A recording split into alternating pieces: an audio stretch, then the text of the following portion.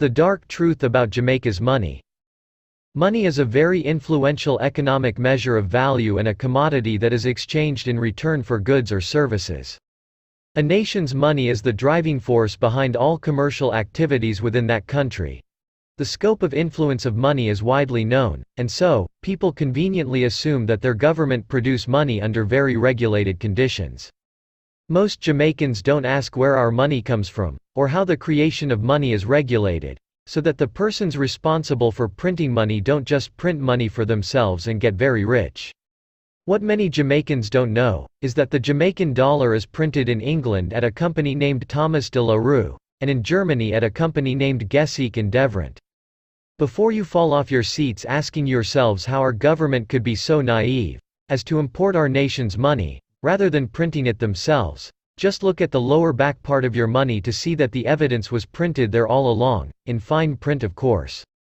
And don't be surprised if the new currency design doesn't have the maker's name printed onto it, because Jamaicans are increasingly taking notice of the fact that foreigners print our money, and the fine print isn't enough to hide it anymore.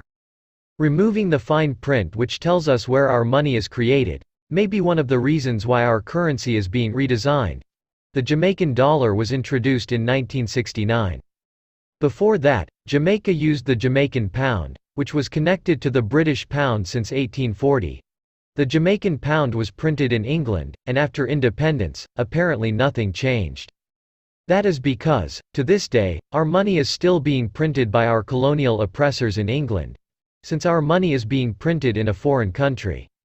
You would expect that the Jamaican government would see to it that the process of creating our money is well regulated, so that the company of Thomas de la Rue and Gesseek and Devrient don't print our money and use it to buy property in Jamaica, foreign currency or whatever they feel like, since the companies that print money are the most lucrative place for fraud to develop.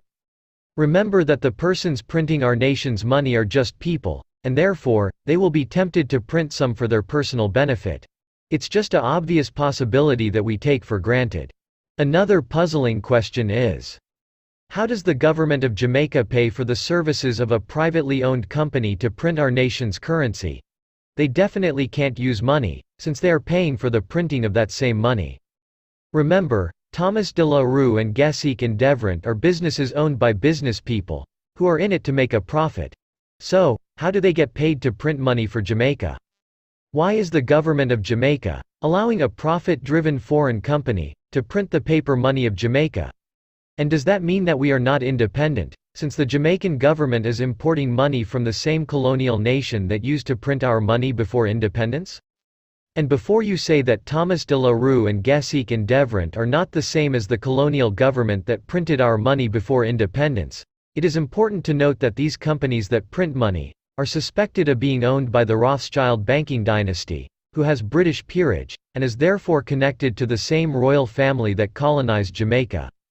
Ergo, Jamaica's former colonial oppressors are the same ones printing Jamaica's money.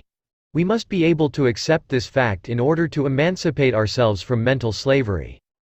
This is money we are talking about, and I can bet that everyone in the building at Thomas de la Rue and Gesseek and Devrient can be encouraged to print enough money to bribe any regulator and any onlooker to look away as they print all the money that they want.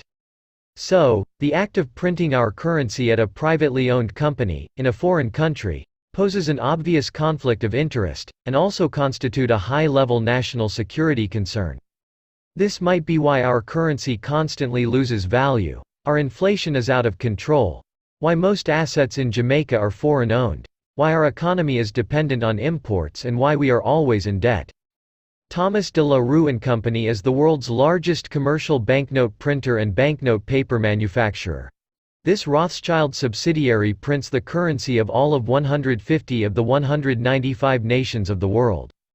A question you must ask is, why does so many governments around the world print their money in England? I have already explained how risky and illogical it is to have the nation's money printed by a profit-driven company in England. Also, never forget that the money printing process is extremely difficult to regulate, because all the regulators can be bribed at any price. So, why do governments ignore common sense and sovereign law, and give up such a critical aspect of their nation's power by making a foreign company print their money?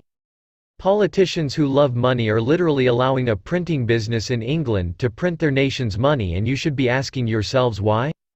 In order to understand the importance of a nation printing its own currency, and how that fact can stifle a nation from developing, the British decided to print the currency that the American colonies used, and that decision directly led to those colonies taking their independence from Britain, and forming the United States of America in 1776. The fact is that, the company that prints our money is controlled by colonial forces in England.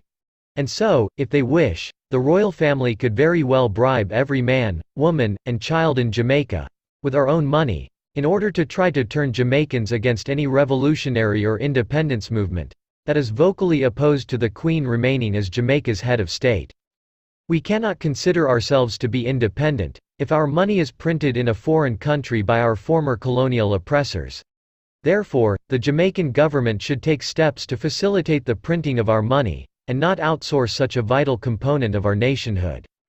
And so, Jamaicans should not be tricked into selling their freedom and independence, while the British and the Chinese are seeking to recolonize us. Black people, it is time to see through the tricks that our oppressors use to keep us down.